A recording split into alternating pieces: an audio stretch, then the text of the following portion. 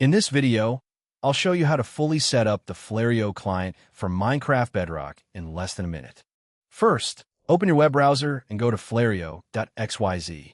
Once you're on the official website, click the Download for Windows button and download the Flarial launcher. Be sure to download it only from the official Flarial website to stay safe. After the download is complete, open the launcher and click Launch. The launcher will automatically start Minecraft Bedrock with the Flarial client already loaded. Next, join any Minecraft server and press the K key on your keyboard to open the Flarial menu. From there, you can browse through the available modules, enable the ones you want, and customize their settings. If you're just getting started, a good setup is to enable keystrokes, CPS, FPS counter, armor HUD, coordinates, and zoom.